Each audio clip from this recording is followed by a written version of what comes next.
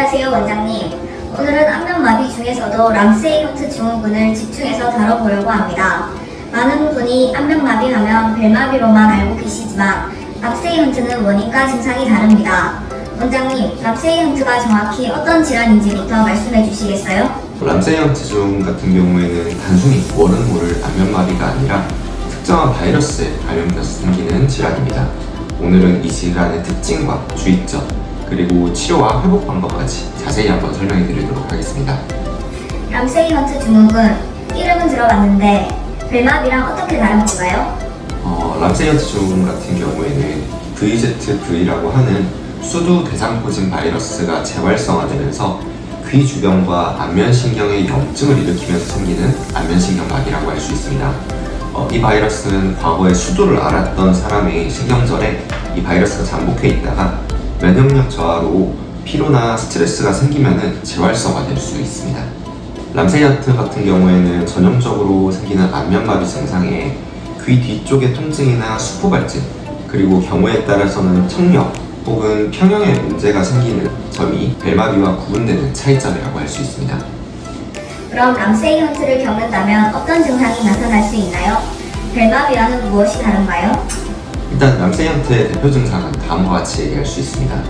얼굴 한쪽 면에 마비가 나타난다든지 아니면 약화가 나타나는 증상은 벨마비와 좀 유사하다고 할 수도 있지만 귀 주변, 귓바퀴, 귀 안쪽, 그리고 입 주변에 통증이 나타나면서 붉은 수포성 발진이 나타나는 거나 아니면 청력 손상과 더불어 이명, 현기증, 어지러움 같은 것들이 동반되기도 하는데 특히 수포성 발진이라든지 귀 통증이 동반된 마비 증상 같은 경우에는 벨마비에서 보기 어려운 람세이 헌트의 단독적인 특징이라고도 할 수 있습니다.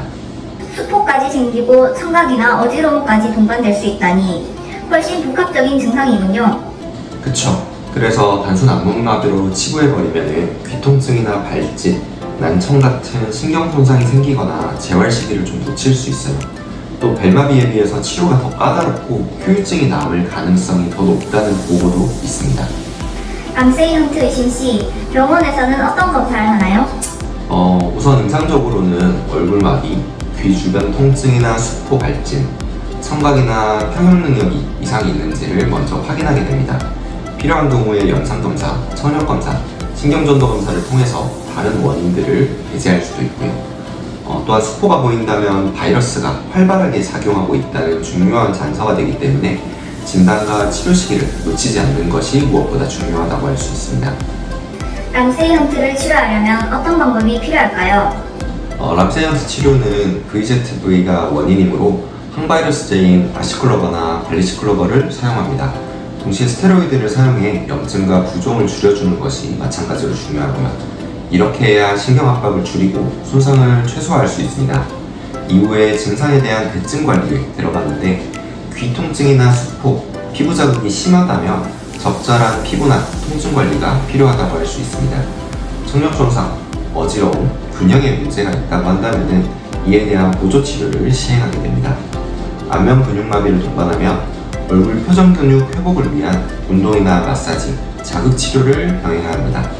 평소에 스트레스 관리나 면역 저하 요인을 제거하고 피로 관리를 함으로써 예방할 수 있는 거죠. 내 몸이 건강한 면역을 이루고 있다면 특별하게 걱정을 하지 않으셔도 됩니다. 람세이 헌트는 회복이 가능한 질환인가요? 후유증은 없나요? 일단 람세이 헌트는 벨마비보다는 후유증이 남을 가능성이 더 높다고 이야기할 수 있습니다. 내용은 벨마비와 마찬가지로 치료 시작 시점, 마비의 심각성, 동반된 증상이나 환자의 면역 상태, 나이, 전반적인 건강과 같은 모든 요소들에 의해서 좌우된다고 얘기할 수 있습니다. 후유증으로 안면 근육의 비대칭이나 표정 변화, 그리고 청력 저하나 이명이 남을 수도 있습니다. 따라서 초기에 대응, 지속적인 재활이 무엇보다 중요하다고 이야기할 수 있죠. 혹시 연예인 중에서도 람세이 헌트를 겪은 사례가 있나요? 네, 일단 가장 잘 알려진 사례 같은 경우에는 저스틴 비버가 있죠. 그는 2002년에 람세이 헌트 증후군을 진단을 공개하면서 얼굴 마비 증상을 겪었다고 얘기했습니다. 그는 얼굴 한쪽이 마비되면서 눈을 감을 수도 없고 웃을 수도 없고 정상적인 표정 표현이 굉장히 어려웠다고 이야기했었는데요. 이런 유명인의 경험은 많은 사람들에게 경각심과 함께 이 병은 누구에게나 일어날 수 있다라는 사실을 알려주는 계기가 되었다고 할 수 있죠.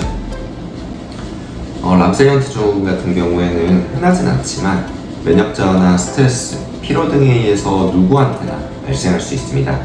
특히 귀 주변에 통증이 있다든지 발진, 이명, 어지러움이 함께 나타난다고 한다면 단순 귀 염증이나 벨마비 같은 걸로 가볍게 넘기지 마시고 신속하게 치료를 받으시는 것이 중요합니다.